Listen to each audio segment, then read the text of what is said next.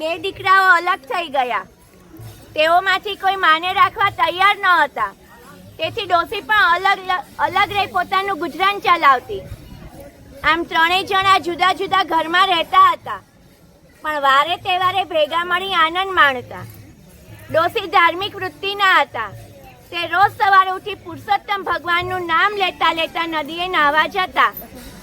તેમના નાના દીકરાની વહુ પણ રોજ નદીએ સ્નાન કરવા જતી.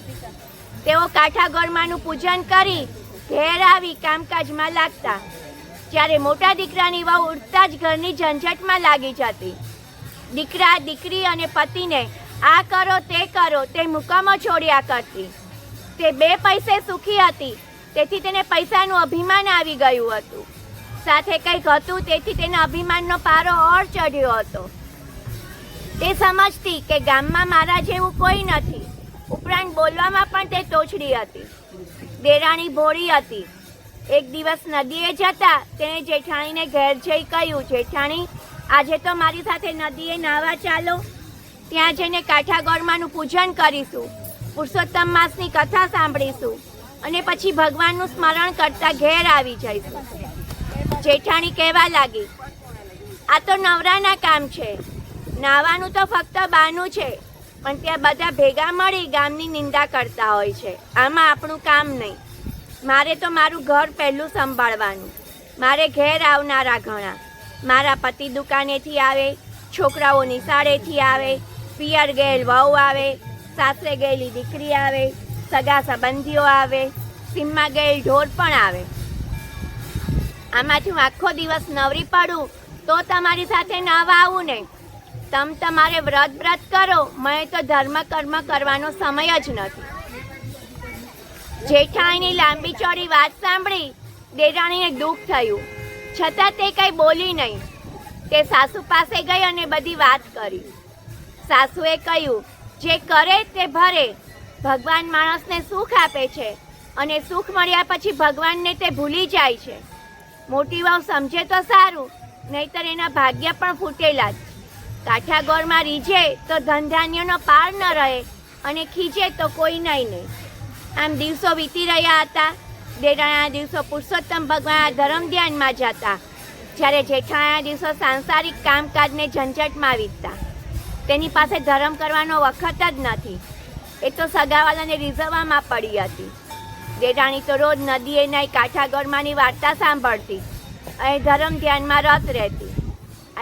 આથી કાંઠા ગોરમાં તે દેરાણી ઉપર રીઝ્યા. એને ઘણી સુખ સાયબી દીધી. બીજી બાજુ પુરુષોત્તમ ભગવાનનું અપમાન કરનારી જેઠાણી ઉપર તે કોપાયમાન થયા. કાંઠા ગોરમાના કોપનો પાર ન રહ્યો. તેમણે જેઠાણીને શાપ આપ્યો. આથી પેઢીએથી પતિ ગાયબ થયો.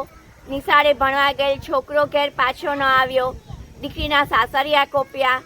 તેની દીકરીને તેની મા પાસે જવા ન દીધી. પિયર ગયેલી વહુ પણ પાછી ન આવી. કોઈ સગાવાલા ન આવ્યા. સીમમાં ગયેલ ઢોર પણ પાછા ન ફર્યા. આ મણધાર્યું બનવાથી જેઠાણી હેપતાઈ ગઈ. તેના શોકનો પાર ન રહ્યો. તેને પોતાની ભૂલ સમજાણી. તે દેરાણી પાસે પહોંચી ગઈ અને પોતાની દુઃખની વાત તેણે દેરાણીને કરી. દેરાણી તેને સાસુ પાસે લઈ ગઈ. સાસુ ઓટલે બેસી માળા ફેરવી રહ્યા હતા. ત્યાં તો જેઠાણી આવીને તેમના પગમાં પડી વાર્તાલાપ કરતા કહેવા લાગી, માં, હું તો લૂંટાઈ ગઈ. મારો તો પતિ ગયો, પુત્ર ગયો, ઢોર ઢાંખર ગયા. સવડા નાખું ત્યાં આવડા પડે છે. માટે કંઈક રસ્તો બતાવો. તમે કહેશો તેમ હું કરીશ. સાસુએ કહ્યું, મોટી વહુ, તે જાણી અજાણીએ પણ પુરુષોત્તમ ભગવાનનું અપમાન કર્યું છે. આથી કાંઠા ગોરમાં તારા ઉપર કોપાયમાન થયા છે. તેથી તારા બધા કાર્યો અવળા થાય છે. આથી કરીને તું પુરુષોત્તમ માસનું સ્નાન કર, ધર્મ ધ્યાન કર, કાંઠા ગોરમાનું પૂજન કરી એમને વિનવણી કર, ભૂલની ક્ષમા માગ. હવે મારી એક વાત સાંભળ. ધર્મ થાય તો કરીએ, પણ ધર્મનો અનાદર કદી ન કરીએ. ત્યારે જેઠાણી રડતા રડતા બોલી, માં, હું સાવ આંધળી છું, અજ્ઞાન છું, ધર્મની વાત જાણતી નથી. અજાણતા અનાદર થયો છે. હું કોઈ દિવસ નદીએ કાંઠા ગોરમાને પૂજવા ગઈ નથી. મારે ત્યાં જઈને શું કરવાનું? સાસુએ કહ્યું, એક થાળમાં પૂજનની બધી સામગ્રી લેવી. તેમાં શ્રીફળ, પુષ્પ, ચોખા, સોપારી, કંકુ, અબીલ, ગુલાલ, ધૂપ, અગરબત્તી મૂકી હાથમાં પૂજનનો થાળ લઈ ખભે ચુંદડી નાખી ઢોલીને લઈને થોડી સ્ત્રીઓ સાથે વાજતે ગાજતે નદીએ જા. ત્યાં જઈ પુરુષોત્તમ ભગવાનનું નામ લઈ સ્નાન કરી કપડાં બદલીને પુરુષોત્તમ ભગવાનની પ્રાર્થના કરજે. પછી કાઠા ગોરમાનું પૂજન કરી કાલાવાલા કરજે. હે ગૌરીમાં, હું અજ્ઞાનતાને લીધે તમારો મહિમા સમજી શકી નહીં. આથી મેં તમારા વ્રતનો અનાદર કર્યો. હવે મને મારી ભૂલ સમજાય છે. તમે મોટા મનવાળા છો માં, મારા ઉપર પ્રસન્ન થાવ. મને સુખ શાંતિ આપો. મારા ઉપર આવેલ આપત્તિ દૂર કરો. જેઠાણીએ સાસુની શિખામણ માથે ચઢાવી. તે સાસુને પગે લાગી કાઠા ગોરમાને પૂજવા જવાની તૈયારી કરવા લાગી. દેરાણી જેઠાણીને સાસુએ આડોશ પાડોશમાંથી ભાવિક સ્ત્રીઓને ભેગી કરી બધાને સાથે લઈને વાજતે ગાજતે નદીએ પહોંચી. ત્યાં સ્નાન કરી કાઠા ગોરમાનું પૂજન કર્યું. કથા વાર્તા સાંભળી ક્ષમા માગી. કાઠા ગોરમાનું પૂજન કરી જેઠાણી જ્યારે ઘેર પાછી ફરી ત્યારે તેનો હરખ માતો ન હતો, કેમ કે પતિ પેઢીએથી ઘેર આવી ગયો હતો. દીકરો નિશાળેથી આવતો દેખાયો. થોડી વાર પહેલા જ પિયર ગયેલ વહુ આવીને ઓસરીમાં ઊભી હતી. સાસરેથી દીકરી પણ આવી પહોંચી હતી. સીમમાં ગયેલ ઢોર આવવા લાગ્યા. સગાવાલા પણ આવી પહોંચ્યા.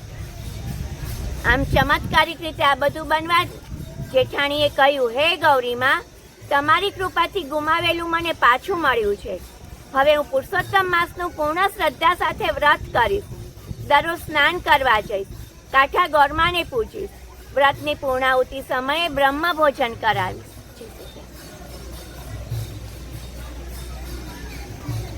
અન્નદાન અને વસ્ત્રદાન આપીશ. નિંદા કરીશ નહીં. ખરાબ આચરણ નહીં કરું. મારા હું પદનો ત્યાગ કરીશ. જેઠાણીએ મનમાં જે સંકલ્પ કરેલ તેનો તેણે તે દિવસથી અમલ ચાલુ કરી દીધો. સવારે વહેલા ઉઠી દેરાણીએ સાસુ સાથે નદીએ સ્નાન કરવા ગઈ. કાઠા ગોરમાનું પૂજન કરતી કથા વાર્તા સાંભળતી. કાઠા ગોરમાએ ત્રણેયને સદબુદ્ધિ આપી. દેરાણી જેઠાણી પોતાના પતિઓ સાથે ડોશીના અસલ ઘરમાં રહેવા આવી ગયા. ડોશીના બંને દીકરાઓને આથી આનંદ થયો. બધા નાવાથી ડોશીનું સૂનું ઘર પાછું આનંદ કિલ્લોલ કરતું થઈ ગયું. હે પરસોત્તમ ભગવાન, હે કાઠા ગોરમા, તમે જેમ સાસુ જેઠાણી દેરાણીને ફળ્યા તેમ તમારું પૂજન કરનાર, કથા સાંભળનાર, સ્નાન કરનાર દરેક ભાવિકોને ફળજો ને સુખ શાંતિ આપજો. બોલો પરસોત્તમ ભગવાન.